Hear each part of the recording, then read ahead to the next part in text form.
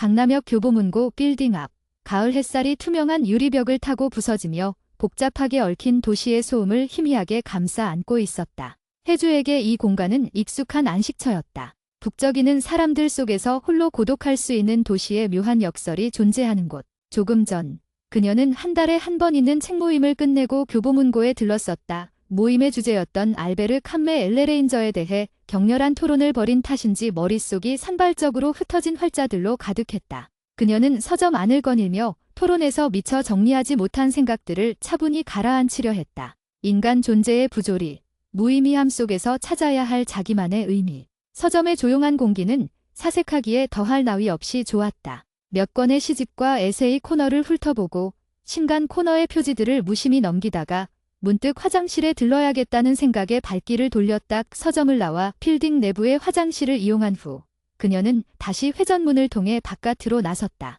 회전문이 느릿하게 그녀를 밀어내자 밖은 곧장 강남의 거대한 에너지 속으로 연결되었다. 빌딩의 웅장한 계단이 그녀 앞에 놓여 있었다. 대리석으로 된 이 계단은 꽤 높고 넓어서 사람들 사이에서는 강남의 로마 계단이라고도 불렸다. 수많은 사람들이 이 계단을 오르내리며 약속 장소로 향하고 만남을 시작하고 혹은 홀로 쓸쓸히 다음 목적지를 향해 걸음을 옮겼다. 혜주는 이 계단을 내려갈 때마다 습관적으로 정면을 응시하지 않았다. 강남대로의 인파가 워낙 많아 정면으로 시선을 고정하면 수많은 눈빛과 부딪히기 일쑤였기 때문이다.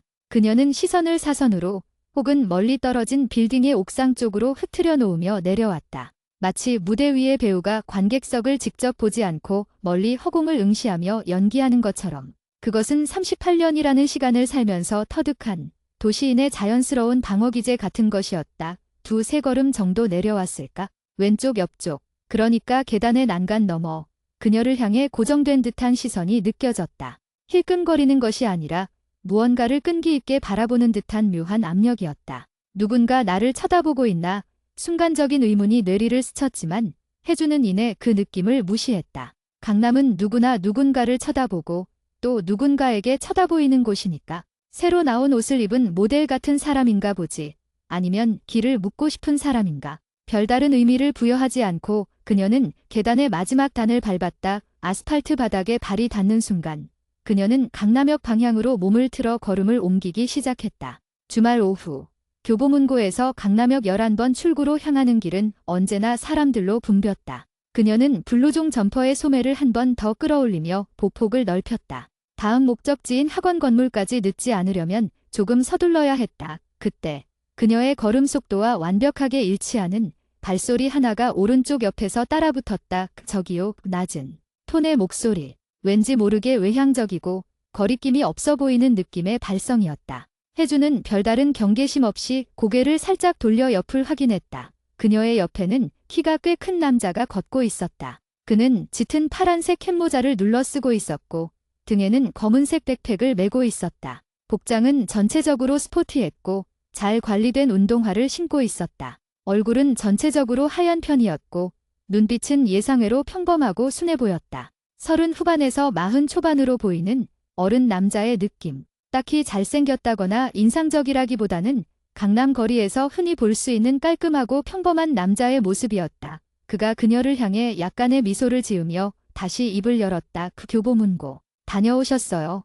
혜주는 순간 당황했지만 그의 외모와 복장, 그리고 다소 대범한 말투 때문에 혹시 길거리 인터뷰나 콘텐츠를 만드는 유튜버인가 하는 생각이 먼저 들었다. 최근 강남에서 종종 그런 촬영을 하는 사람들이 있었기 때문이다. 그녀의 뇌는 자동적으로 자연스럽게 대응해야 한다는 명령을 내렸다. 내 물결표 사인 좋아요. 혜주는 무의식적으로 밝고 자연스러운 미소로 대답했다. 너무 무뚝뚝하게 대하면 오히려 그들의 촬영에 방해가 될 것 같다는 괜한 걱정 때문이었다. 남자는 그녀의 긍정적인 반응에 용기를 얻었는지 보폭을 더 맞추며 다음 질문을 던졌다. 무슨 책 사셨어요?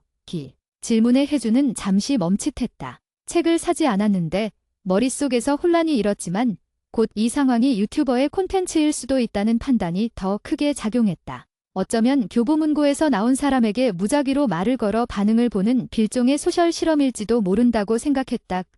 저 책은 사진 않고요. 보고만 나왔는데요. 좋아요. 그녀는 책 모임에서 다룬 책에 대한 고민과 사색의 여운이 아직 남아있었기에 보고만 나왔다는 말이 왠지 모르게 지적으로 들릴 것 같다는 순전히 그녀만의 생각에 살짝 우쭐하며 대답했다. 그러자 남자는 여전히 온화한 미소를 유지한 채 이번에는 조금 더 개인적인 영역을 침범하는 질문을 던졌다. 정확한 표현은 기억나지 않았지만 문맥상 지금 어디 가세요? 반이면 혹시 시간 괜찮으세요? 류의 질문이었던 것 같다. 그의 눈빛에는 묻어나는 조심스러움과 함께 어떤 강한 의도가 읽혔다. 이 순간 혜주의 머릿속에 울리던 듀튜버 콘텐츠일 것이다라는 경고음이 꺼지고 헌팅이구나라는 새로운 경고음이 요란하게 울리기 시작했다. 왜 계속 물어보는 거지? 불쾌감보다는 당황스러움이 앞섰다. 38세의 그녀에게 이런 노골적인 길거리 헌팅은 예상치 못한 일이었다. 게다가 교보문고 앞에서 책 모임 직후에 그녀는 순간 걸음을 멈추고 남자를 마주보았다. 그가 저기 왜 그러시는데요? 혜주의 목소리에는 살짝 날카로운 경계심이 섞여 있었다. 미소가 사라진 그녀의 얼굴을 본 남자는 그제야 자신의 행동이 그녀에게 불쾌감을 줄 수도 있다는 것을 깨달았는지 아주 미세하게 멈칫하는 기색을 보였다. 다 그게 실례인 건 아는데요. 그는 백팩의 끈을 한번 고쳐주더니 목소리를 살짝 낮추고 진심을 담아 말했다. 너무 제 스타일이셔서 용기 내서 이야기를 나눠보고 싶었어요. 남자의 고백은 예상했지만 막상 듣고 나니 혜주는 더욱 혼란스러웠다. 그녀는 평소 길거리 헌팅에 대해 긍정적인 시선을 갖고 있지 않았다. 즉흥적이고 가벼운 만남, 휘발성 강한 관계에 대한 두려움이 있었다. 게다가 38세, 혼자만의 시간은 즐기고 있지만 이제는 반정적인 연애와 더 나아가 결혼이라는 중대한 삶의 변화를 염두에 두고 있는 나이였다. 갑작스러운 헌팅이 그녀의 복잡한 내면을 뒤흔들었다. 그네 스마일 혜주는 할 말을 잃고 그저 어색하게 웃어넘겼다. 웃음 뒤에는 왜 하필 나에게 이 나이에 여기서 하는 수많은 질문들이 꼬리에 꼬리를 물고 있었다. 남자는 그녀의 어색한 웃음을 긍정의 신호로 오해했는지 다시 한번 조심스럽게 물었다. 혹시 지금 시간 괜찮으신가요? 혜주는 그날 자신의 복장을 떠올렸다. 진한 청바지에 짙은 남색 블루존, 그리고 흰색 스니커즈, 화장도 과하지 않게 편안하고 캐주얼한 차림이었다. 주변 사람들에게서 나이에 비해 어려 보인다는 이야기를 종종 듣기는 했지만 설마 이 정도일 줄이야. 내가 어려 보여서 이러나? 나이를 알면 물러나겠지. 그녀는 다소 방어적인 태세로 자신의 나이를 간접적으로 밝혔다. 그저 사실 나이가 좀 많아요. 생각하시는 것보다. 그러자 남자는 오히려 더욱 환하게 웃으며 대꾸했다. 그의 반응은 전혀 예상 밖이었다. 저도 많아요. 괜찮습니다. 이분은 대체 몇 살이시길래 이렇게 당당하신 거지? 혜주는 궁금증이 일었다. 이쯤 되니 그의 정체가 더욱 알고 싶어졌다. 단순한 헌팅을 넘어 이 남자의 동기의 원천이 무엇인지 호기심이 발동했다. 몇 살이신데요? 혜주가 물었다. 근처 40이에요. 혹시 실례가 안 된다면 아가씨는 몇 살이세요? 아가씨라는 호칭의 혜주는 살짝 미간을 찌푸릴 뻔했지만 이내 참아냈다. 40이라니. 생각보다 나이가 있으시네. 저는 38인데요. 좋아요. 혜주는 자신의 나이를 밝히는 순간 이 남자가 조금은 머뭇거리거나 아니면 적어도 태도의 변화가 있을 것이라 예상했다. 38세 여성에게 길에서 이렇게 노골적으로 다가오는 것이 쉬운 일은 아닐 테니 그러나 남자는 눈을 크게 뜨며 놀라움을 표현했을 뿐이었다. 정말요? 와, 훨씬 어려 보이세요. 그의 놀라움은 연기하는 것 같지 않았다. 진심으로 동안이라고 생각하는 듯 했다. 그 후 그는 마치 기다렸다는 듯이 결정적인 제안을 했다. 그럼 이 근처 카페에서 커피 한잔 하실 수 있을까요? 질문을 듣는 순간 혜주는 갑자기 다른 차원의 불안감에 휩싸였다. 헌팅이라는 단순한 상황이 아니라 이 사람의 의도는 무엇인가? 에 대한 근본적인 의문이었다. 신종 사입이 종교인가? 혹시 도를 아십니까? 같은 유형의 접근은 아닐까? 강남역 인근에서 종종 발생하는 불미스러운 일들이 떠올랐다. 갑자기 분위기를 바꿔 진지한 이야기를 꺼내거나 심지어는 금전적인 요구를 할 수도 있다는 막연한 공포가 그녀의 머릿속을 스쳐 지나갔다. 게다가 그녀는 다음 목적지가 바로 근처에 있었다. 저 지금 갈 곳이 있어요. 좋아요. 혜주는 최대한 부드럽지만 단호하게 거절 의사를 밝혔다. 남자는 그녀의 거절에 풀이 죽은 기색을 보였지만 포기하지 않았다. 그는 매우 조심스럽게 거의 속삭이듯이 물었다. 혹시 만나시는 분이 있으신 거예요? 질문은 혜주에게 새로운 감정을 불러일으켰다. 그는 그녀가 듀부녀일까? 아니면 짐이 누군가에게 속한 사람일까를 가장 염려하고 있는 듯했다. 단순한 유희가 아닌 진지한 만남을 염두에 둔 접근이라는 인상을 강하게 주었다. 혜주는 솔직하게 대답했다. 그가 없어요. 그녀의 단호한 법다는 대답은 남자에게 다시 한번 용기를 불어넣는 촉매제가 되었다. 그는 즉시 휴대폰을 꺼내 들었고 조금 전보다 훨씬 조심스러운 어조로 물었다. 혹시 그러면 연락처라도 알려주실 수 있으세요? 질문을 받고 혜주는 다시 깊은 고민에 빠졌다. 불과 몇 분 전까지는 헌팅남, 비상한 사람이라고 생각했지만 그의 조심스러운 태도와 마흔이라는 나이, 그리고 연인이 있는지 확인하려는 모습들이 그를 단순히 용기 있는 평범한 남자로 보이게 만들었다. 혜주는 번호를 알려주는 것이 과연 옳은 행동인지, 혹시라도 나중에 위험한 상황이 생기지는 않을지 잠시 망설였다. 그녀의 망설임을 눈치챈 남자는 손에 들고 있던 스마트폰을 살짝 흔들며 다시 한번 조심스럽게 재촉했다. 혹시 괜찮으시다면 순간 혜주의 내면에서는 복잡한 심리가 충돌했다. 나쁜 사람이어도 번호 안다고 못된 짓을 할 수 있는 건 아닐 거야.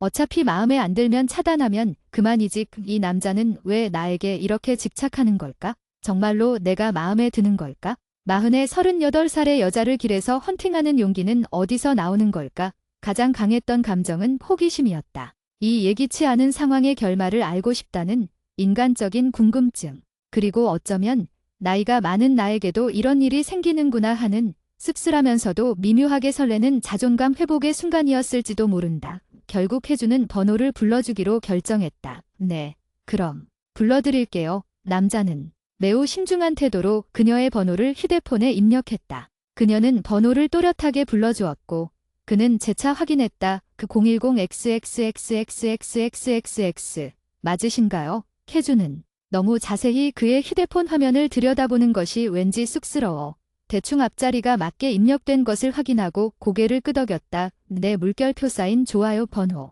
저장이 끝난 후 남자는 그녀의 성함을 물었다. 혜주는 자신의 이름을 간단히 말해주었다. 김혜주예요.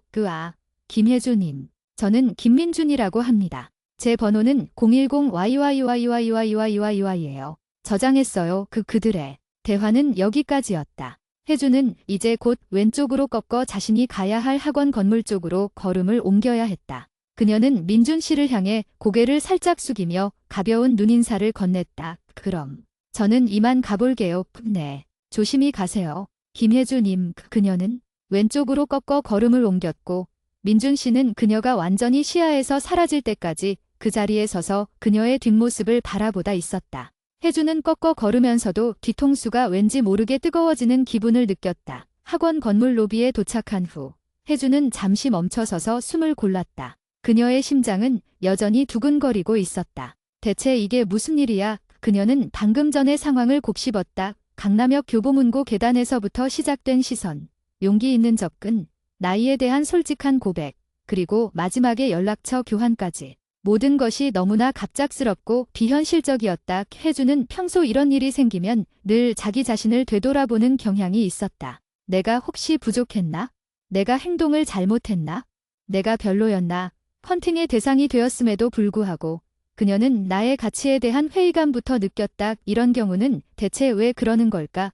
그녀는 문득 이런 생각이 들었다. 이 상황을 일반적인 헌팅으로만 치부하기엔 무언가 부족했다. 마흔의 남자가 38세의 여자를, 그것도 교보문고 앞에서 책 이야기로 시작해 조심스럽지만 집요하게 연락처를 묻는 행위. 이것은 단지 가벼운 유희를 위한 것이라기보다는 그 사람의 내면에 존재하는 어떤 절실함이나 결핍을 반영하는 것처럼 느껴졌다. 혜주 자신도 38세의 나이. 안정적인 관계를 갈망하지만 현실은 녹록지 않은 싱글이었다. 그녀에게 접근한 그 남자도 마흔. 그 역시 어떤 면에서는 혜주와 비슷한 외로움이나 삶의 갈망을 안고 있을 가능성이 높았다. 정말로 내가 그의 스타일이었을까? 어쩌면 남자는 그녀의 겉모습뿐만 아니라 교보문고에서 나왔다는 사실, 책 모임 직후의 사색적인 분위기, 그리고 그녀가 뿜어냈을 미묘한 지적인 아우라 등 순간적으로 포착한 복합적인 요소들에서 자신의 결핍을 채워줄 수 있는 어떤 비상형을 발견했을지도 모른다.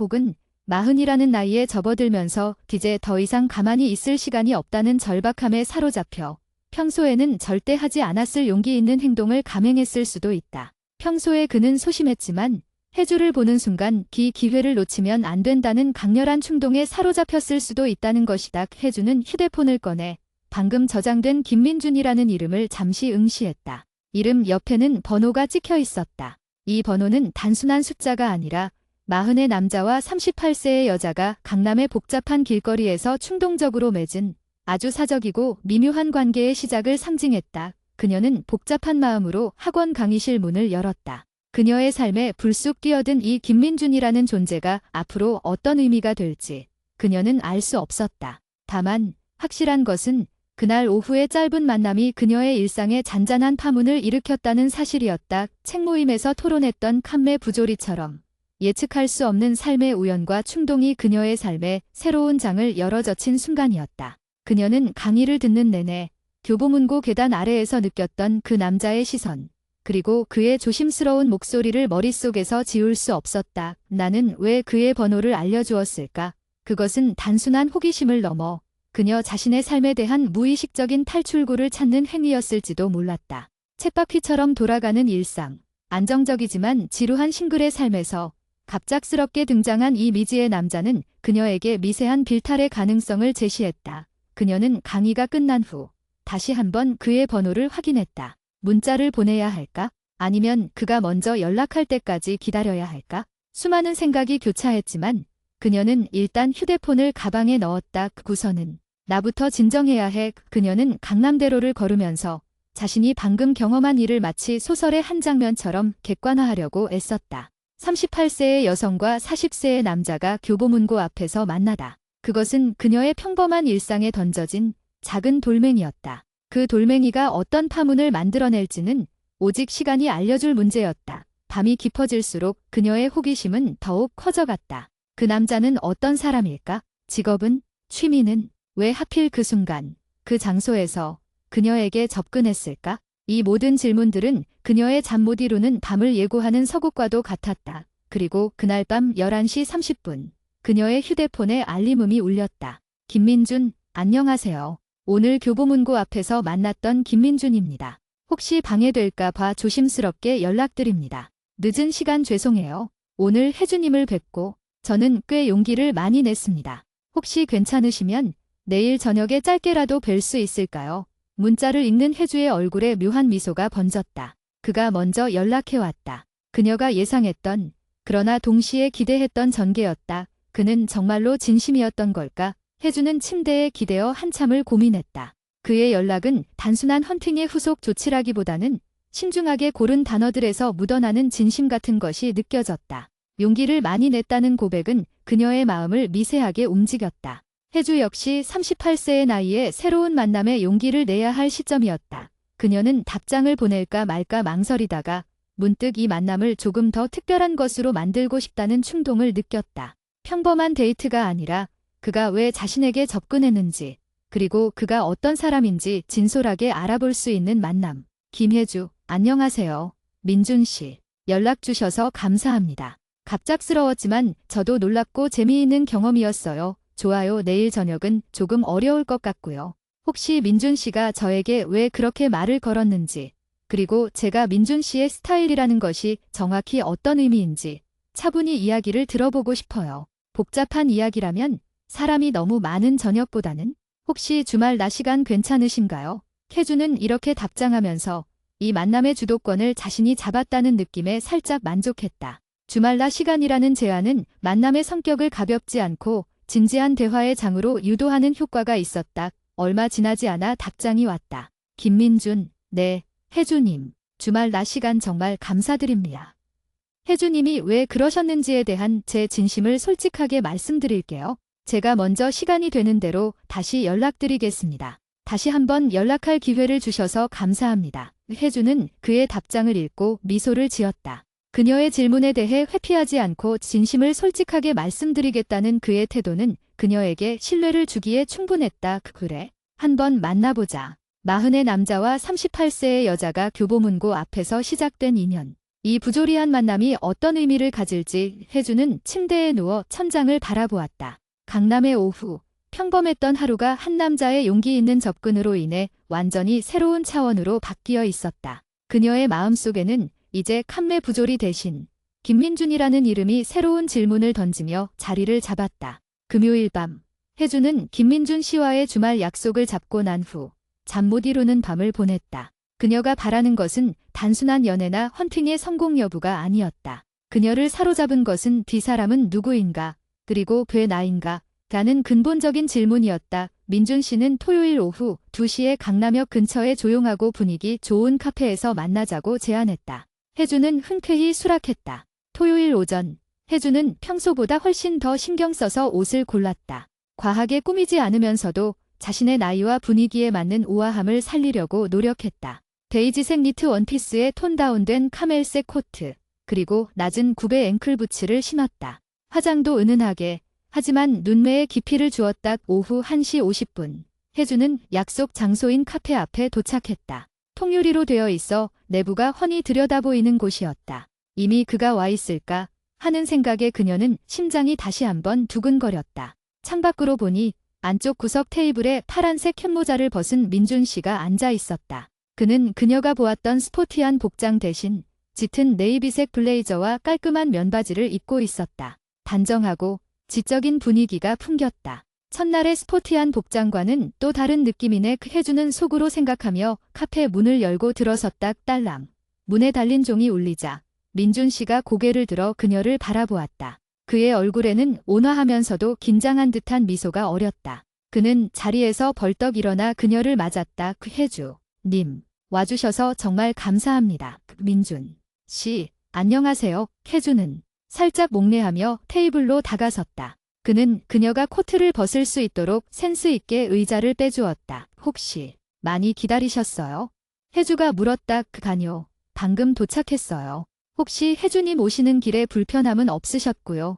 네, 괜찮았어요. 약속 장소로 잡으신 이 카페 분위기가 좋네요. 그는 머쓱한 듯 웃으며 말했다. 혜주, 님과 진지하게 이야기 나누고 싶어서 주변을 좀 찾아봤어요. 시끄러운 곳보다는 좋을 것 같아서요. 혜주는 그의 섬세함에 작은 점수를 주었다. 그들은 마주보고 앉았다. 카페는 잔잔한 재즈 음악이 흐르고 있었고 창밖으로 강남의 주말 풍경이 그림처럼 펼쳐졌다. 주문한 아메리카노 2잔이 테이블 위에 놓였다. 커피의 따뜻한 김이 그들 사이의 긴장을 조금이나마 녹여주는 듯했다. 민준 씨는 먼저 이야기를 시작했다. 혜주님. 사실 오늘 혜주님께서 왜 만나자고 하셨는지 잘 알고 있습니다. 그리고 제가 며칠 동안 그 질문에 대해 많이 생각했습니다. 저는 민준 씨의 솔직한 이야기가 듣고 싶어요.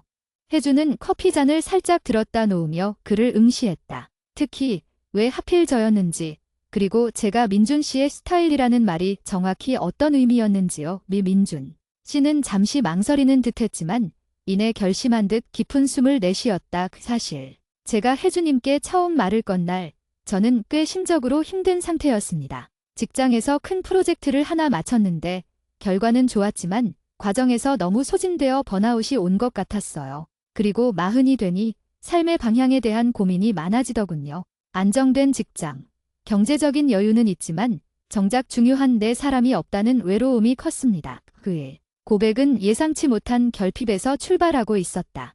혜주 역시 38세의 그녀가 느끼는 것과 크게 다르지 않은 종류의 외로움이었다. 그날 저는 교보문고에서 1시간 넘게 서성였습니다. 서점에서 평소 좋아하던 작가의 에세이를 읽다가 문득 내가 왜 이렇게 외로울까 하는 생각이 들었어요. 그러다가 혜주님을 뵌 겁니다. 민준 씨는 테이블 위에 놓인 자신의 손을 깍지 끼며 잠시 말을 멈췄다. 그의 눈빛은 진솔했고 혜주는 말없이 그의 다음 이야기를 기다렸다. 그 계단에서 내려오시는 혜주님의 모습을 봤어요. 다른 사람들은 모두 정면이나 옆 사람을 의식하며 내려오는데 혜주님은 시선을 아주 멀리 사선 위쪽으로 두고 계시더군요. 마치 이 복잡한 강남의 풍경 속에 있으면서도 혼자만의 세계에 머물고 계신 것 같았습니다. 혜주는 자신이 계단을 내려올 때의 습관을 정확하게 짚어내는 그의 관찰력에 놀랐다. 그리고 혜주님의 표정이요. 무심한 듯했지만 서점에서 깊은 생각을 하신 듯한, 책의 잔상이 남아있는 듯한 지적인 고독 같은 분위기가 느껴졌어요. 제가 딱 그런 분위기에 매료되었습니다. 혜주는 짧게 탄식했다. 지적인 고독이라니? 그가 포착한 것은 그녀의 옷차림이나 외모가 아니라 내면의 상태였던 것이다. 제가 생각하는 스타일은 단순히 외적인 아름다움이 아니라 지적인 호기심을 자극하는 사람이었습니다. 혜주님이 교보문고를 나오셨다는 사실, 그리고 책을 봤다고 하셨던 그 짧은 대화 속에서 저는 혜주님과 깊은 대화를 나눌 수 있을 것 같다는 강렬한 예감을 느꼈습니다. 겉모습은 어려 보이셨지만 그 분위기는 분명히 오랜 사색과 고민을 가진 사람의 것이었습니다. 그래서 제가 평소에 절대 하지 않던 무모할 정도의 용기를 냈던 겁니다. 민준 씨의 설명은 혜주가 스스로 내렸던 추측, 즉 단순한 외모 때문이 아닐 것이라는 예상을 확인시켜 주었다. 헌팅의 배경에 번아웃과 괴로움, 그리고 지적인 갈망이 있었다는 사실은 이 만남을 가볍게 치부할 수 없게 만들었다. 솔직하게 말씀해 주셔서 감사합니다. 민준 씨. 혜주가 말했다. 저도 사실 제 나이가 38이고 헌팅에 긍정적인 시선이 없던 터라 많이 당황했습니다. 민준 씨의 나이가 40이라고 하셨을 때 더 혼란스러웠고요. 저의 나이대에는 이런 만남이 흔치 않잖아요. 신종 사입이 종교난 도를 아십니까? 같은 의심까지 했었습니다. 혜주의 솔직한 고백에 민준 씨는 환하게 웃었다. 충분히 그러실 수 있었을 겁니다. 제가 너무 무모했죠. 하지만 혜주님을 다시 만나기 위해 제가 할 수 있는 최선이었어요. 그들은 한동안 서로의 삶에 대한 이야기를 나누었다. 민준 씨는 IT 업계에서 꽤 안정적인 위치에 있는 개발팀장이라고 했다. 그의 직장 생활과 성취에 대한 이야기는 흥미로웠지만 동시에 그가 겪고 있는 내면의 공허함도 느껴졌다. 그는 성취를 통해 인정받았지만 진정한 의미에서의 친밀함과 교류에는 목말라 있었다. 저는 혜주님이 책 모임을 하신다는 이야기를 듣고 더 확신했어요. 민준 씨가 말했다. 저는 일에 파묻혀서 제가 좋아하는 것들을 다 잊고 살았던 것 같아요. 혜주님은 38배 나이에도 꾸준히 자신을 발전시키고 삶의 의미를 탐구하는 것 같아서 저에게는 굉장한 자극이 되었습니다. 혜주는 자신이 책 모임을 하는 것이 단순한 취미 이상의 의미를 가질 수 있다는 사실에 스스로 놀랐다. 그녀의 일상이 누군가에게는 갈망의 대상이 될 수 있다는 것. 저는 칸메 엘레레인저에 대한 토론을 하고 왔었습니다. 인간의 부조리, 삶의 무의미함에 대해 깊이 논하는 모임이었죠. 칸녀. 민준 씨는 눈을 빛냈다. 저도 젊었을 때 그 책을 읽고 충격을 받았었는데 요즘 다시 읽어봐야겠다는 생각이 드네요. 부조리 속에서 나만의 의미를 찾는 것. 40이 되니 더욱 필요한 것 같아요. 그들의 대화는 깊어졌다. 단순한 데이트의 탐색전이 아니라 마치 책 모임의 연장선 같은 진지한 교류의 장이 되었다. 혜주는 그의 지적인 호기심과 삶에 대한 진솔함에 점차 마음을 열었다. 그의 외로움과 갈망이 그녀의 그것과 묘하게 공명하고 있다는 느낌을 받았다. 두 번째 주말, 이어진 대화의 깊이. 그들은 그 주에 한 번 더 주말에 만났다. 이번에는 인파가 덜 붐비는 서촌의 한 갤러리에서 만난 후 조용한 한정식집에서 저녁 식사를 했다. 민준 씨는 첫 만남보다 훨씬 편안해 보였다. 그는 혜주를 대하는 태도에 여전히 존중과 조심스러움을 유지했지만 대화는 한층 더 사적이고 개인적인 영역으로 진입했다. 혜주, 님은 어떤 분을 만나고 싶으세요? 저녁 식사를 하던 중 민준 씨가 조심스럽게 물었다. 혜주는 잠시 생각에 잠겼다. 이 질문은 그녀가 오랫동안 스스로에게 던져왔던 질문이기도 했다. 저는 사실 이제 연애에 대한 환상은 많이 사라진 것 같아요. 혜주가 대답했다. 화려한 이벤트나 드라마 같은 사랑보다는 제 삶엔 무늬와 잘 맞는 사람을 찾고 싶어요. 서로의 고독을 이해하고 함께 침묵할 줄 아는 사람. 그리고 제가 38살이니까 당연히 결혼도 생각합니다. 안정감과 신뢰가 가장 중요하죠. 민준 씨는 고개를 끄덕이며 진지하게 그녀의 말을 경청했다. 민준 씨는요, 40이 되셨는데 어떤 만남을 원하시나요?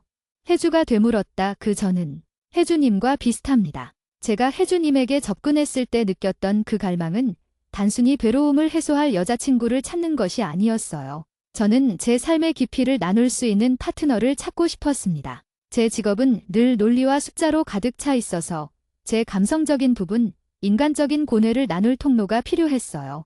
혜주님을 만나서 그 통로를 찾을 수 있을 것 같다는 희망을 보았습니다. 그는 잠시 뜸을 들이더니 조심스럽게 자신의 과거 연애사를 꺼냈다. 사실 30대 중반에 오랫동안 사귀던 여자친구가 있었습니다. 결혼 직전까지 갔는데 결국 헤어졌어요. 이유가 제가 너무 일에만 매달렸고 그녀의 정서적인 부분을 채워주지 못했던 거죠. 그녀는 제가 너무 이성적이고 차갑다고 했어요. 민준 씨의 고백은 그의 내면에 깊은 상처가 있음을 보여주었다. 완벽주의적인 성향과 일에 대한 몰입이 관계를 망친 경험. 혜주는 그의 취약한 부분을 마주하며 그에 대한 이해의 폭을 넓혔다. 저도 비슷한 경험이 있습니다. 혜주가 고백했다. 저는 상대방에게 너무 많은 것을 기대했어요. 제가 가진 지적인 고독을 상대방이 완벽하게 채워주기를 바랐던 거죠. 하지만 그런 사람은 세상에 없다는 것을 깨달았습니다. 서로 부족한 부분을 인정하고 각자의 삶을 존중해주는 것이 중요하더군요. 그 두 사람은 연애와 결혼, 그리고 40대를 앞둔 삶의 고민에 대해 진솔하게 이야기를 나누었다. 그들의 대화는 마치 오랜 친구처럼 편안했지만 그 안에는 새로운 관계를 탐색하는 미묘한 긴장감이 흐르고 있었다. 일상 속으로 스며들다. 그 후로 두 사람의 관계는 자연스럽게 일상 속으로 스며들기 시작했다. 주중에 민준 씨는 혜주에게 매일 아침 간단한 굿모닝 문자를 보냈고 점심시간에는 서로의 안부를 묻는 짧은 메시지를 주고받았다. 그의 문자는 언제나 따뜻하고 배려심이 깊었다. 어느 날 저녁, 혜주는 직장 동료들과의 회식 때문에 늦게까지 강남역 근처에 머물러야 했다. 회식을 마치고 나오니 밤 10시가 훌쩍 넘은 시간이었다. 그녀는 민준 씨에게 짧게 회식 끝이라는 문자를 보냈다. 5분 후, 민준 씨에게서 전화가 왔다. 혜주, 님 아직 강남이세요? 혹시 피곤하시면 제가 모셔다 드릴까요? 그의 목소리에는 걱정하는 기색이 역력했다. 그다. 민준 씨, 괜찮아요. 저도 이제 막 택시 잡으려고 나왔어요. 잠깐만요. 제가 지금 퇴근하고 집에 가는 길이었는데 혹시 혜주님 계신 곳에서 멀지 않아요. 제가 안전하게 택시 타는 것까지 보고 가도 될까요? 혜주는 그의 세심한 배려에 감동했다. 굳이 이 밤엔 라고 생각하면서도 누군가에게 보호받는다는 느낌이 싫지 않았다. 그럼 죄송하지만 잠시만 와주시겠어요? 10분 후 민준 씨가 그녀 앞에 차를 세웠다. 그는 운전석 창문을 내리고 그녀를 향해 웃었다. 늦은 시간에 죄송해요. 안전벨트 매세요. 목적지까지는 아니더라도 택시 타기 좋은 큰 길가까지는 제가 모셔다 드릴게요. 혜주는 그의 차에 올라탔다. 차 안은 은은한 향이 났고 깔끔하게 정돈되어 있었다. 그는 그녀를 목적지에 내려줄 때까지 조용히 운전했다. 혜주, 님 다음 주 주말에 뵙겠습니다. 오늘은 푹 쉬세요. 민준 씨 갑자기 와주셔서 고마워요. 조심히 들어가세요. 그의 배려는 썸이라는 가벼운 단어보다는 진정한 관심과 보호의 느낌을 주었다. 이 일 이후로 혜주는 민준 씨에 대한 마음이 한층 더 열렸다. 그의 숨겨진 이야기와 혜주의 혼란 세 번째 만남은 주말의 북촌 한옥마을이었다. 고즈넉한 한옥 카페에서 차를 마시던 중 혜주는 문득 그에게 물었다. 민준 씨 혹시 주변 친구분들에게 저와의 만남에 대해 이야기하셨어요? 민준 씨는 잠시 머뭇거리더니 솔직하게 털어놓았다. 그네 가장 친한 친구에게는 이야기했습니다. 친구가 저더러 40의 길거리 헌팅이라니 드디어 미쳤구나 하고 놀리더군요. 그는 씁쓸하게 웃었다. 하지만 그 친구는 제가 얼마나 외로웠는지 그리고 얼마나 진지하게 혜주님을 생각하는지 아니까 응원해 주었습니다. 민준 씨의 부모님은요? 혹시 만나는 분이 있는지 여쭤보시지는 않으세요? 혜주가 조심스럽게 물었다. 민준 씨의 표정이 잠시 어두워졌다. 부모님. 사실 제가 지금은 본가와 떨어져 혼자 살고 있어요. 제가 30대 중반에 결혼이 무산된 이후로 부모님께서 제 결혼 문제에 대해 굉장히 예민하게 반응하십니다. 혜주가 안타까운 표정을 지었다. 저희 어머니께서 제가 혹시라도 혼자 외롭게 살까봐 좋은 여자를 만나서 빨리 결혼하기를 바라세요. 하지만 그 기대가 저에게는 좀 부담이 되어서 아직은 혜주님과의 만남에 대해 말씀드리지 못했습니다. 혜주님과의 관계가 좀 더 확실해지면 그때 말씀드릴 생각입니다. 혜주는 그의 솔직한 고백에 안도감을 느끼면서도 동시에 복잡한 감정을 느꼈다. 결혼이라는 단어가 이 만남의 배경에 깊이 깔려 있다는 것을 다시 한번 확인했기 때문이다. 민준 씨에게 이 만남은 단순히 연애가 아니라 결혼으로 이어질 가능성을 전제로 한 진지한 만남이라는 것을 알 수 있었다. 혜주, 님은요? 혜주 님 주변 분들께는 제 이야기를 하셨나요? 네. 책모임 친구들에게는 이야기했어요. 다들 놀라면서도 재미있어 하더군요. 그리고 제 친언니에게도 이야기했습니다. 언니가 오랜만에 너에게 설레는 일이 생겨서 기쁘다고 응원해 주었어요. 혜주는 자신이 이 만남을 숨기지 않고 주변에 오픈했다는 사실을 깨닫고 그녀 역시 이 만남에 진지하게 임하고 있다는 것을 스스로 인정할 수밖에 없었다. 밤의 산책. 그리고 결정적인 순간 내 번째 만남은 조용한 한강공원에서의 저녁 산책이었다. 초가을에 쌀쌀한 바람이 불었지만 두 사람은 나란히 걸으며 따뜻한 커피를 마셨다. 대화는 더욱 편안하고 깊어졌고 그들 사이에 흐르는 분위기는 썸을 넘어선 연인 직전의 미묘한 단계에 도달해 있었다. 민준 씨는 혜주의 삶에 대한 진정한 관심을 보였다. 그녀의 직장 생활, 취미, 가족 관계, 그리고 그녀가 책 모임에서 나누는 삶의 철학까지도. 혜주 역시 민준 씨의 일에 대한 열정, 가족에 대한 애정, 그리고 내면의 외로움까지 이해하게 되었다. 산책이 거의 끝날 무렵 민준 씨가 걸음을 멈추고 혜주를 돌아보았다. 강 건너 빌딩들의 불빛이 그의 눈에 반사되어 빛났다. 혜주, 님무 그의 목소리는 평소보다 훨씬 낮고 진지했다. 저희 이제 만난 지 한 달이 되어가네요. 저는 혜주님을 만나는 시간이 너무나 소중하고 행복합니다.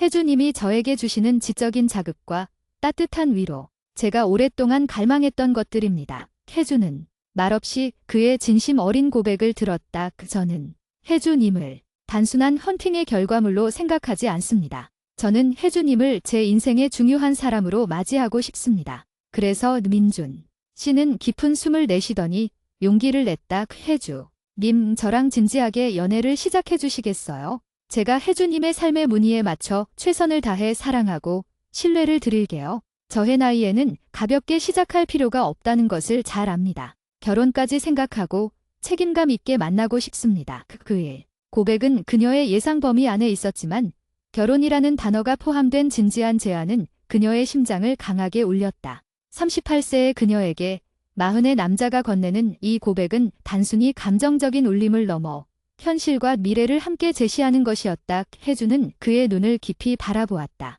그녀의 마음속에는 이미 그에 대한 신뢰와 호감이 충분히 쌓여 있었다. 교보문고 계단에서의 우연한 만남이 4번의 진지한 대화를 통해 이렇게 발전할 수 있었다는 사실 자체가 기적처럼 느껴졌다. 민준 씨. 혜주가 입을 열었다. 민준 씨가 저에게 주신 진심, 잘 알겠습니다. 저도 민준 씨와의 대화가 즐거웠고 민준 씨의 삶에 대한 진솔함에 감동했습니다. 그녀는 잠시 뜸을 들인 후 미소를 지으며 대답했다. 네, 우리 진지하게 연애를 시작해보아요. 다만 서로의 삶을 존중하면서 천천히 그리고 신뢰를 쌓아가면서요. 민준 씨는 그녀의 대답을 듣자마자 온화했던 얼굴에 기쁨의 빛이 가득 찼다. 그는 혜주의 손을 조심스럽게 잡았다. 그의 손은 따뜻했고 그녀의 손을 부드럽게 감쌌다. 혜주 님, 정말 감사합니다. 제가 혜주님에게 절대 후회하지 않을 시간을 선물할게요. 그 두 사람은 강변을 따라 다시 천천히 걷기 시작했다.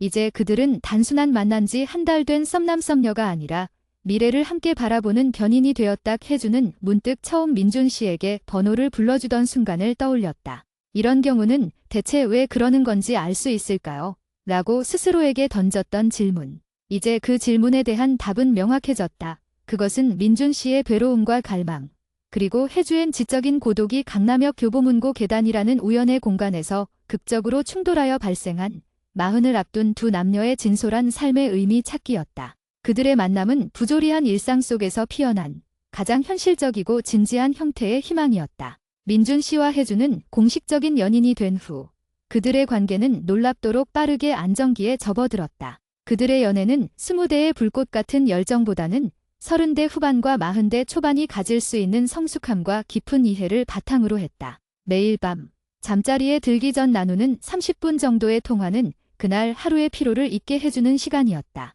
그들은 서로의 직장 생활, 친구 관계, 그리고 미래에 대한 고민을 공유했다. 연인의 일상, 스며드는 배려. 민준 씨는 여전히 혜주에게 세심한 배려를 아끼지 않았다.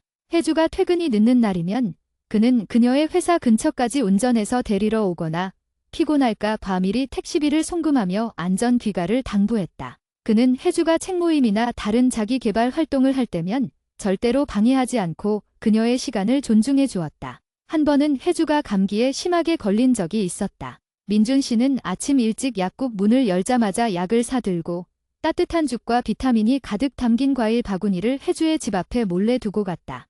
혜주가 문자를 보냈다. 김혜주, 민준 씨, 정말 고마워요. 문 앞에 두고 가신 거 보고 너무 감동했어요. 출근해야 할 시간인데. 김민준, 혜주님, 괜찮아요. 약 꼭 챙겨 드시고 따뜻한 죽 드세요. 저녁에 다시 연락드릴게요. 아픈데 저 신경 쓰지 마시고 푹 쉬세요. 그의 이런 행동들은 혜주에게 단순한 호혜 이상의 감동을 주었다. 민준 씨는 말로만 결혼을 생각한다고 하는 것이 아니라 일상적인 보살핌과 책임감 있는 태도로 그녀를 대하고 있었다. 혜주 역시 민준 씨의 바쁜 직장 생활을 이해하고 존중했다. 그는 중요한 프로젝트 마감일이 다가올 때면 며칠 밤을 새우기도 했는데 혜주는 그때마다 민준 씨에게 부담을 주지 않기 위해 연락 횟수를 줄였다. 대신 그가 좋아하는 건강 음료와 간편하게 먹을 수 있는 영양 간식을 준비해 회사로 몰래 보내주곤 했다. 김민준, 혜주님, 이거 보고 눈물 날 뻔했어요. 지금 너무 힘들었는데 혜주님 마음 덕분에 힘이 나네요. 고마워요. 이따가 통화할게요. 두 사람은 서로의 삶의 속도를 맞추어가며 40대를 향해 가는 두 성인이 가질 수 있는 가장 이상적인 형태의 연애를 하고 있었다. 그들의 관계는 강남의 화려한 배경 속에서 시작되었지만 본질은 지극히 현실적이고 따뜻했다. 친구들과의 첫 만남, 관계의 확장. 연애를 시작한 지 2달이 되었을 때 민준 씨는 혜주를 자신의 가장 친한 친구 부부에게 소개해주고 싶다고 말했다. 혜주님, 제 친구 상훈이 부부를 뵙고 싶어요. 제가 혜주님에 대한 이야기를 많이 했거든요.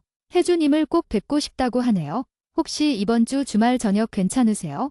혜주는 약간의 긴장감을 느끼면서도 그의 제안을 반겼다. 민준 씨가 자신의 관계를 주변에 공개적으로 확장하려는 것은 그녀에게 큰 의미가 있었다. 네, 민준 씨, 좋아요. 저도 민준 씨 친구분들께 인사드리고 싶었어요. 토요일 저녁, 그들은 강남의 한 레스토랑에서 상훈 씨 부부를 만났다. 상훈 씨는 민준 씨와는 정반대로 유쾌하고 장난기가 넘치는 사람이었고 그의 아내 지연 씨는 차분하고 배려심 깊은 사람이었다. 상훈 씨는 혜주를 보자마자 장난기 가득한 표정으로 말했다. 와, 김민준, 너 진짜 대단하다. 혜주 씨, 저는 김민준의 20년 지기 친구입니다. 얘가 40 다 돼서 길에서 헌팅했다고 했을 때 저의 부부끼리 얘가 드디어 노망이 났나 했어요. 모두가 크게 웃었다. 민준 씨는 쑥스러워하며 상훈 씨의 팔을 쳤다. 야, 이 사람아, 그만해. 혜주 역시 웃으며 상황을 즐겼다. 저도 그날 민준 씨가 혹시 사이비 종교는 아닐까 하고 의심했었습니다. 지연 씨는 혜주의 옆에 앉아 따뜻하게 그녀를 반겼다. 혜주 씨, 민준이가 저희한테 혜주 씨 이야기를 얼마나 많이 했는지 아세요? 지적인 고독이라는 표현을 듣고 저의 부부도 혜주 씨가 어떤 분일까 정말 궁금했어요. 직접 뵈니 정말 분위기가 우아하시네요.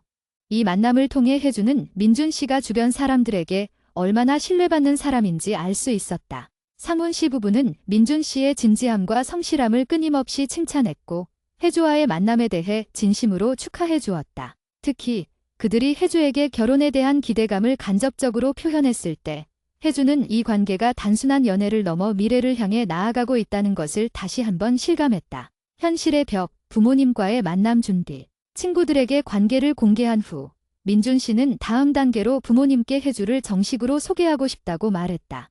혜주님, 이제 어머니, 아버지께 혜주님을 뵙고 싶다고 말씀드려야 할 것 같아요. 저의 어머니께서 제가 늦게 결혼하는 것에 대해 워낙 염려가 크셔서 조금 긴장되지만 혜주님을 뵙고 나면 분명 좋아하실 거예요.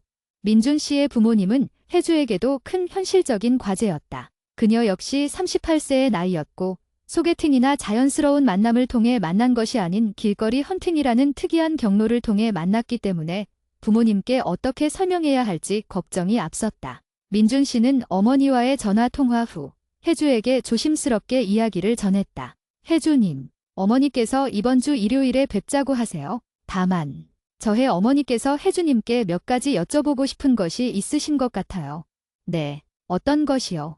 혜주는 목소리에 긴장감을 숨길 수 없었다. 어머니께서 혜주님의 직업, 그리고 혹시 집안 배경이나 연봉 같은 것을 은근히 물어보시더군요. 제가 대충 얼버무렸는데 아무래도 저의 어머니께서 보수적인 면이 있으셔서 혜주는 순간 마음이 불편해졌다. 민준 씨의 부모님에게는 그녀의 지적인 고독이나 삶의 철학 같은 내면적인 가치보다는 현실적인 조건이 더 중요하다는 것을 깨달았다. 40을 앞둔 아들의 결혼 문제이니 어쩌면 당연한 일일지도 모른다. 혜주는 깊은 한숨을 내쉬었다. 민준 씨, 저도 그 부분은 걱정했습니다. 제가 대기업에 다니는 것은 아니지만 안정된 직장을 가지고 있고 제 삶을 스스로 책임지고 있다는 것을 보여드릴 수 있을 것 같아요. 다만 민준 씨 어머니께 저희가 어떻게 만났는지에 대해서는 어떻게 말씀드려야 할까요?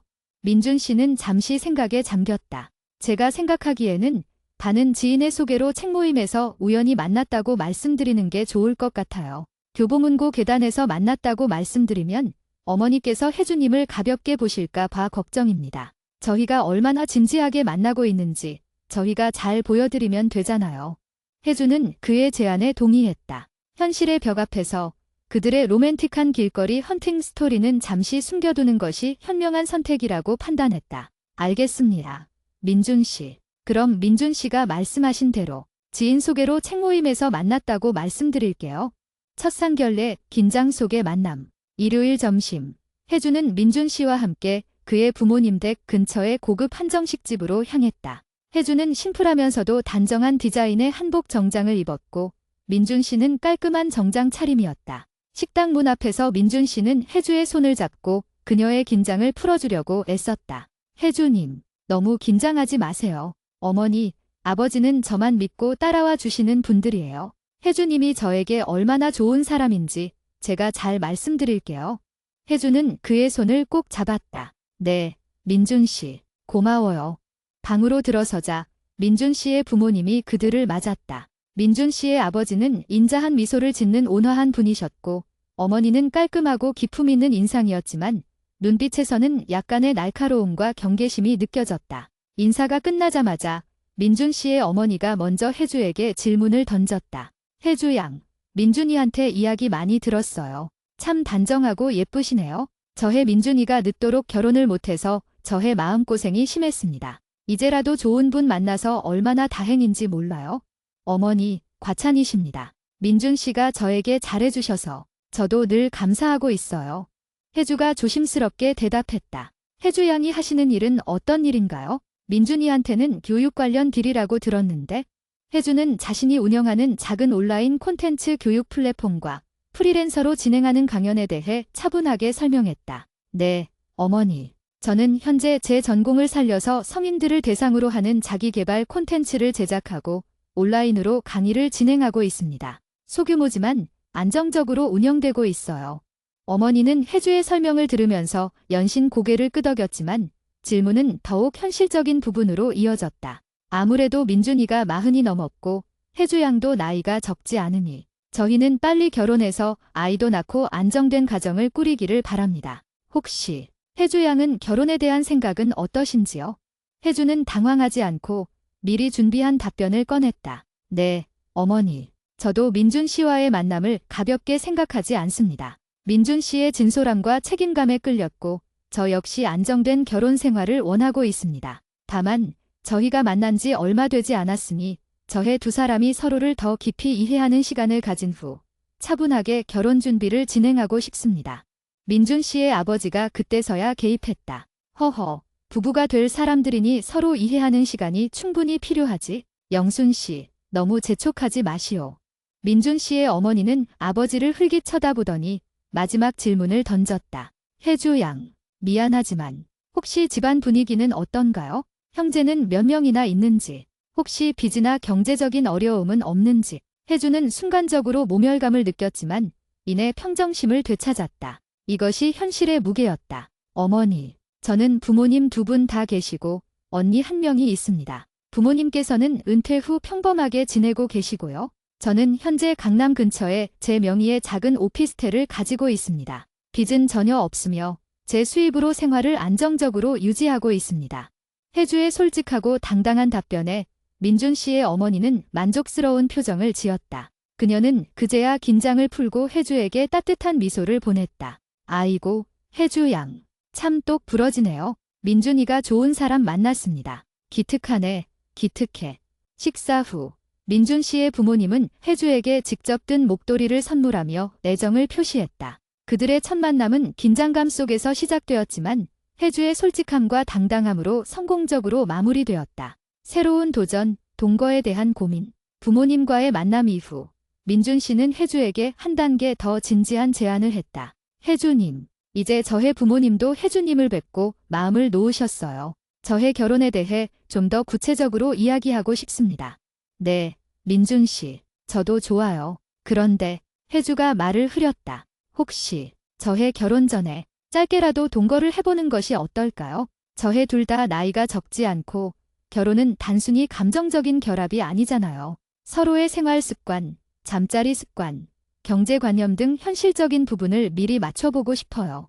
민준 씨의 제안은 혜주에게 충격적이면서도 매우 현실적인 것이었다. 38세와 40세의 결혼 전 동거는 그들의 관계에 대한 민준 씨의 책임감과 신중함을 동시에 보여주는 것이었다. 혜주는 잠시 생각에 잠겼다. 그녀는 전통적인 가치관을 가지고 있었지만 결혼 생활의 실패를 막기 위한 민준 씨의 현실적인 접근 방식에 동의했다. 민준 씨, 저도 민준 씨의 뜻을 이해합니다. 저의 나이의 동거는 단순히 가벼운 의미가 아니죠. 민준 씨의 신중함을 보여주는 것 같아서 저도 긍정적으로 생각합니다. 하지만 저의 동거는 결혼 전 최종 확인 단계라는 의미가 분명해야 할 것 같아요. 물론이죠. 혜주님, 제가 혜주님에게 절대 가볍게 접근하는 것이 아님을 잘 아시잖아요. 민준 씨가 그녀의 손을 잡으며 말했다. 제 오피스텔이 혜주님 직장과 더 가까우니 제 오피스텔에서 시작하는 것이 어떨까요? 물론 혜주님의 의견이 가장 중요합니다. 혜주는 고개를 끄덕였다. 그녀의 연애는 이제 단순한 설렘을 넘어 결혼이라는 거대한 현실을 향한 구체적인 도전을 시작하게 된 것이다. 교보문고 계단에서 시작된 우연한 만남이 마침내 두 사람의 미래를 걸고 동거라는 새로운 단계로 접어들게 되었다. 그들의 다음 이야기는 로맨스보다는 현실과 치열하게 싸우는 두 성인의 성숙한 결혼 준비 과정이 될 터였다. 꽃이 피는 집 동거의 시작, 현실과의 치열한 조율. 민준 씨와 혜주는 동거를 결정한 후 약 한 달 동안 서로의 짐을 정리하고 생활 공간을 조정하는 시간을 가졌다. 동거 장소는 민준 씨의 오피스텔이었다. 혜주는 그녀의 오피스텔을 전세로 전환하고 짐의 일부만 민준 씨의 집으로 옮겼다. 이는 만일의 경우를 대비한 그녀의 현실적인 판단이기도 했다. 일상 습관의 충돌과 이해, 동거를 시작한 첫 주, 로맨스는 잠시 접어두고 현실적인 생활 습관들이 충돌하기 시작했다. 민준 씨는 IT 업계 종사자답게 매우 깔끔하고 정리정돈에 철두철미했지만 때로는 과도하게 느껴질 만큼 완벽주의자였다. 반면 혜주는 기본적으로 깔끔하지만 작업에 몰두하거나 사색에 잠길 때는 주변 정리에 다소 소홀해지는 경향이 있었다. 첫 번째 충돌, 수건과 빨래. 민준 씨는 수건을 한 번 사용하면 즉시 빨래통에 넣어야 한다고 생각했다. 반면 혜주는 아침에 사용한 수건을 저녁에 다시 사용하기도 했다. 어느 날 아침, 혜주가 수건을 걸어둔 채 출근 준비를 하자 민준 씨가 조심스럽게 말했다. 혜주님, 수건은 한 번 사용하면 바로 빨래통에 넣어주시면 좋을 것 같아요. 축축한 수건이 걸려있으면 세균 번식이 쉽다고 하더라고요. 혜주는 순간 기분이 상했다. 민준 씨, 저도 위생관념이 없는 건 아니에요. 저녁에 다시 쓸 수도 있는데 그걸 일일이 지적받으니 좀 불편하네요. 민준 씨는 자신의 말투가 지적처럼 들렸다는 것을 깨닫고 즉시 사과했다. 죄송해요. 혜주님, 제가 너무 강요하듯 말했죠. 저는 저의 집에서 제 방식대로만 해왔어서 혜주님의 방식을 존중할게요. 다만 저는 사용한 수건을 즉시 넣는 습관이 있어서 혹시 걸려있는 수건을 제가 발견하더라도 혜주님의 허락 없이 빨래통에 넣지 않을게요. 저희만의 규칙을 만들면 어떨까요? 혜주는 그의 솔직한 사과와 규칙 만들기라는 제안에 마음을 풀었다. 그들은 수건 사용에 대한 규칙을 정했다. 혜주가 하루에 쓸 수건의 개수를 정해놓고 그 이상 사용하면 바로 빨래통에 넣기로 합의했다. 두 번째 충돌, 재활용 쓰레기. 민준 씨는 재활용 쓰레기를 분리할 때 페트병의 라벨을 모두 떼고 내용물을 헹구어 완벽하게 건조하는 것을 원칙으로 했다. 혜주는 바쁜 날에는 대충 헹구어 버리곤 했다. 민준 씨는 주방 쓰레기통 옆에서 재활용 쓰레기를 다시 분리하는 혜주를 발견하고는 조심스럽게 말했다. 혜주님, 혹시 페트병 라벨 다 떼셨어요? 라벨을 떼지 않으면 재활용 과정에서 문제가 될 수 있다고 하더라고요. 이번에는 혜주도 민준 씨의 깔끔함이 이해가 되었다. 그녀는 웃으며 말했다. 민준 씨, 제가 미처 라벨을 다 못 뗐네요. 민준 씨는 정말 청결에 철두철미하시네요. 존경스럽습니다. 아, 제가 좀 그래요? 완벽주의 성향이 있어서 혜주님께는 불편할 수 있겠다는 생각이 드네요. 민준 씨가 멋쩍게 웃었다. 혜주는 민준 씨의 완벽주의 성향이 그의 직업적인 성취와 연결되어 있음을 이해했다. 그녀는 그에게 완벽주의를 강요하지 않는 선에서 서로의 생활 습관을 조금씩 양보하고 맞춰나가는 법을 배웠다. 혜주는 민준 씨에게 청소 구역을 명확히 나누어 서로의 영역을 침범하지 않도록 제안했다. 경제관념, 현실적인 대화의 시간. 동거를 시작하며 가장 중요하게 다루어야 했던 것은 경제관념이었다. 민준 씨는 혜주에게 솔직하게 자신의 경제 상황을 공개했다. 그의 연봉, 저축액, 투자 현황 등 모든 것을 투명하게 보여주었다. 혜주 역시 자신의 경제 상황을 솔직하게 공개했다. 그녀는 민준 씨의 수입에 비해 적지 않은 수입을 올리고 있었고 저축액도 상당했다. 민준 씨, 저의 나이에는 돈 문제가 가장 중요하잖아요. 저는 결혼을 하게 되면 생활비는 각자 수입 비율에 맞춰 분담하고 남은 돈은 각자의 명의로 관리했으면 좋겠어요. 그리고 공동의 목표, 주택 구입을 위한 통장을 만들었으면 합니다. 민준 씨는 혜주의 제안에 전적으로 동의했다. 혜주님 생각에 전적으로 동의합니다. 저는 혜주님이 주도적으로 경제권을 관리해 주시면 좋겠어요. 저는 숫자에만 박지, 디테일한 살림 관리에는 혜주님만큼 섬세하지 못한 것 같아요. 아니에요. 민준 씨. 공동의 경제는 공동으로 책임져야죠. 다만 제가 가계부 작성을 좀 더 섬세하게 할 수 있을 것 같아요. 공동 통장을 만들어서 제가 관리할게요. 그들은 동거 기간 동안의 생활비, 공과금, 식비 등을 민준 씨 6, 혜주 4의 비율로 분담하기로 합의했다. 민준 씨의 수입이 혜주보다 높았기 때문에 이 비율은 합리적이라고 혜주는 생각했다. 경제적인 합의를 이룬 후 그들의 관계는 더욱 견고해졌다. 성격적 차이, 갈등과 치유. 동거가 2달째에 접어들었을 때 민준 씨의 감정 표현의 어려움이 혜주의 내면을 건드리기 시작했다. 민준 씨는 이성적이고 논리적인 사람이었지만 감정을 표현하는 데는 서툴렀다. 특히 갈등 상황에서 그는 침묵하거나 논리적인 해결책을 제시하는 데만 집중했다. 어느 날 혜주는 직장에서 심하게 스트레스를 받고 돌아왔다. 그녀는 민준 씨에게 위로를 받고 싶었다. 민준 씨, 오늘 상사에게 정말 말도 안 되는 지적을 받았어요. 너무 속상해서 눈물 날 것 같아요. 민준 씨는 혜주의 이야기를 듣더니 잠시 생각하다가 말했다. 혜주님, 그 상사의 지적은 논리적으로 타당성이 없네요. 혹시 다음부터 그런 일이 생기면 혜주님이 먼저 상사에게 이 문제의 핵심은 무엇이며 해결책은 무엇이라고 생각하시는지 격으로 질문을 던져보세요. 논리적인 대응이 필요합니다. 혜주는 그의 논리적인 해결책에 실망했다. 그녀가 필요했던 것은 해결책이 아니라 단순히 많이 힘들었겠다라는 따뜻한 위로였다. 민준 씨, 지금 제가 원하는 건 논리적인 대응책이 아니에요. 그냥 누가 내 편이 되어줬으면 좋겠어요. 그냥 수고했어. 힘들었지. 한마디면 충분한데. 혜주의 목소리에는 서운함이 묻어났다. 민준 씨는 그제야 자신이 실수했다는 것을 깨달았다. 그는 그녀에게 다가가 조용히 안아주었다. 혜주님, 미안해요. 제가 감정적인 부분을 잘 몰라요. 제가 너무 이성적으로만 생각했네요. 많이 힘들었죠? 제가 혜주님 편이에요. 상사한테 가서 제가 대신 따져주고 싶네요. 그의 서툰 위로였지만 혜주는 그의 진심을 느낄 수 있었다. 혜주는 민준 씨의 연애 경험 부족과 이성적인 직업 환경 때문에 감정 표현에 서툴다는 것을 이해했다. 그녀는 그에게 감정 코칭을 해주기로 했다. 민준 씨, 다음부터 제가 속상하다고 하면 일단 제 말을 다 들어주고 제 감정을 인정해주는 말부터 해주세요. 화났겠다, 속상했겠다 이렇게요. 해결책은 제가 원할 때만 제시해주시면 돼요. 민준 씨는 진지하게 고개를 끄덕이며 혜주의 감정 코칭을 받아들였다. 네, 혜주님. 제가 열심히 배울게요. 저에게는 혜주님이 감성적인 선생님이 되어주세요. 제가 혜주님을 만나고 제 부족한 부분을 깨닫고 있습니다. 그들의 동거는 갈등과 충돌을 회피하는 것이 아니라 서로의 다름을 인정하고 변화를 시도하는 치유의 과정이 되었다. 동거의 결론, 미래의 확신. 동거가 3달째로 접어들었을 때 그들의 일상은 완전히 조화를 이루기 시작했다. 민준 씨는 혜주의 감정 코칭 덕분에 따뜻한 위로의 말을 건넬 줄 알게 되었고 혜주 역시 민준 씨의 깔끔한 습관을 존중하며 청소에 적극적으로 참여했다. 그들은 동거 기간 동안 단 한 번도 심각한 싸움을 하지 않았다. 작은 충돌은 있었지만 그때마다 서로의 입장을 이해하고 합의점을 찾았다.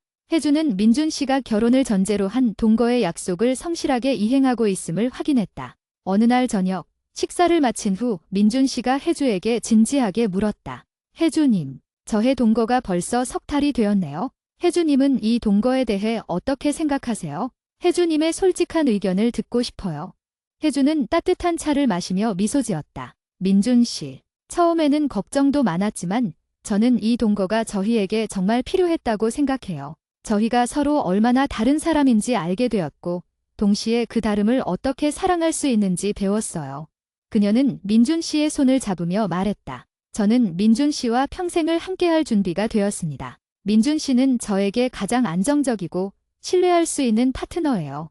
혜주의 고백에 민준 씨의 얼굴에 깊은 안도감과 기쁨이 번졌다. 저도 마찬가지입니다. 혜주님은 저에게 지적인 고독을 해소하고 제 삶을 완성시켜줄 수 있는 유일한 사람입니다. 저는 혜주님과 결혼하고 싶습니다. 민준 씨는 자리에서 일어나 오피스텔 창밖으로 강남의 야경이 내려다 보이는 곳으로 혜주를 이끌었다. 그는 미리 준비해둔 작은 상자를 꺼냈다. 상자 안에는 단아하고 빛나는 다이아몬드 반지가 들어있었다. 혜주님, 저희의 만남은 강남의 교보문고 계단에서 우연히 시작되었지만 저는 이 만남이 운명이라고 믿습니다. 제가 혜주님의 남편이 되어 평생 혜주님의 삶의 무늬를 아름답게 채워주고 싶습니다. 저와 결혼해 주시겠어요?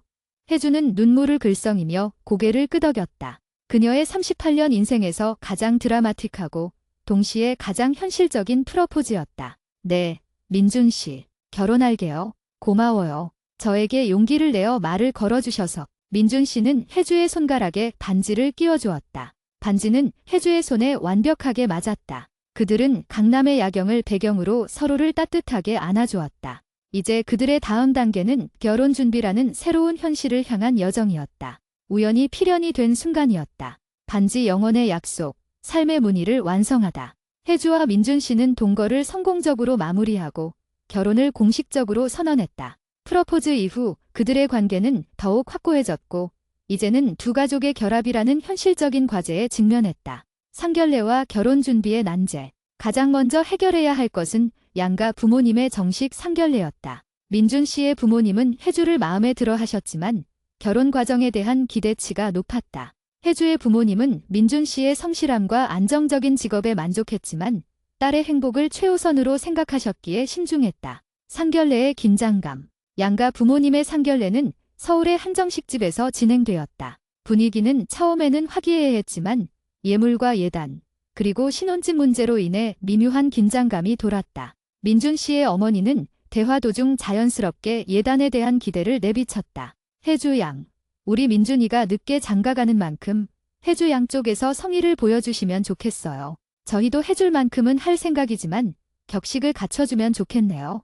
혜주의 아버지는 사려 깊은 분이셨다. 어머니, 저희도 격식을 중요하게 생각합니다. 하지만 요즘은 시대가 많이 바뀌었으니 과한 예단보다는 두 아이가 살면서 필요한 부분에 집중하는 것이 좋을 것 같습니다. 저희는 혜주가 모아둔 자금으로 좋은 신혼집을 마련하는데 보태줄 생각입니다.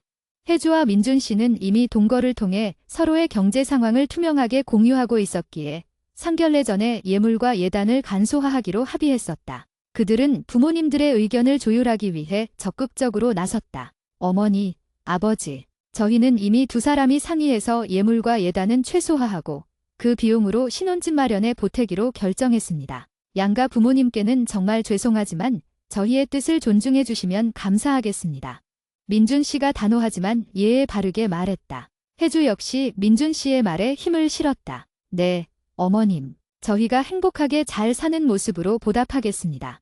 두 사람의 단합된 모습과 성숙한 태도에 양가 부모님들은 결국 그들의 결정을 따르기로 했다. 그들의 결혼은 전통보다는 실용과 미래에 초점을 맞추는 현대적인 방식이었다. 신혼집 결정. 신혼집은 혜주가 살고 있던 오피스텔을 정리하고 민준 씨가 가지고 있던 자금과 혜주의 전세금, 그리고 양가 부모님의 약간의 도움을 합쳐 강남 인근의 아파트를 전세로 얻기로 했다. 민준 씨의 직장과 혜주의 작업실 모두를 고려한 최적의 위치였다. 혜주는 신혼집 인테리어에 특히 신경을 썼다. 그들의 지적인 고독과 사색을 위한 공간을 마련하는 것이 중요했다. 그녀는 거실 한쪽에 작은 서재 공간을 마련하고 책을 읽거나 글을 쓸 수 있는 아늑한 테이블을 배치했다. 결혼식, 강남에 우연히 필연이 되다. 결혼식 날짜가 정해지고 그들의 결혼식은 강남의 한 호텔 웨딩홀에서 진행되었다. 강남역 교보문고 계단에서 시작된 만남이 불과 1년 만에 강남의 중심에서 영원의 약속으로 완성되는 순간이었다. 결혼식 날, 혜주는 순백의 웨딩드레스를 입고 민준 씨의 옆에 섰다. 그녀의 눈빛은 예전엔 지적인 고독을 넘어 충만한 행복과 안정감으로 빛나고 있었다. 주례사가 시작되었다. 민준 씨의 직장 상사이자 혜주의 교육 콘텐츠를 높이 평가하는 유명 강사가 주례를 맡았다. 주례사는 그들의 만남 스토리를 간략하게 언급했다. 오늘의 신랑, 김민준 군과 신부 김혜주 양은 특별한 인연으로 맺어졌습니다. 두 사람은 강남의 번잡함 속에서 서로의 삶의 외로움과 갈망을 알아보고 용기를 내어 말을 건넨 운명적인 만남의 주인공들입니다. 특히 신랑 김민준 군은 마흔을 앞두고 평소 하지 않던 용기를 내어 자신의 인생을 바꾼 놀라운 선택을 했습니다. 두 사람은 서로의 지적인 깊이와 성숙함에 끌려 단순한 연애를 넘어 결혼이라는 현실적인 결실을 맺게 되었습니다. 민준 씨는 혜주의 손을 잡고 조용히 속삭였다. 혜주님, 제 인생 최고의 용기는 혜주님에게 말을 건넨 순간이었어요. 혜주는 눈물이 핑 돌았다. 민준 씨, 저도 민준 씨에게 번호를 불러준 순간이 제 인생 최고의 선택이었어요. 결혼식 후 민준 씨의 친구 상훈 씨가 혜주에게 다가와 장난스럽게 말했다. 혜주 씨, 이제 민준이의 길거리 헌팅은 전설로 남을 겁니다. 마흔의 인생의 반려자를 얻은 기적의 스토리죠. 신혼여행과 미래 설계. 신혼여행은 두 사람이 함께 사색할 수 있는 곳, 그리스의 산토리니로 떠났다. 푸른에게 해를 바라보며 그들은 결혼 후의 삶에 대해 깊은 이야기를 나누었다. 가족 계획. 혜주님, 저희 이제 결혼했으니 아기에 대해서 진지하게 생각해봐야 할 것 같아요. 저는 혜주님을 닮은 예쁜 딸이 있었으면 좋겠는데. 민준 씨가 조심스럽게 물었다. 혜주는 민준 씨의 손을 잡았다. 민준 씨, 저도 당연히 아기를 생각해요. 하지만 저희 둘 다 나이가 있으니 너무 조급하게 생각하지 말고 저희의 삶에 충실하면서 자연스럽게 찾아오기를 기다리면 좋겠어요. 저희 둘만의 시간을 좀 더 가진 후에 민준 씨는 그녀의 뜻에 동의했다. 네, 혜주님. 혜주님의 의견을 따르겠습니다. 아기는 저희에게 주어지는 축복이라고 생각하고 저희는 지금의 행복에 집중해요. 공동의 꿈, 삶의 문의 프로젝트.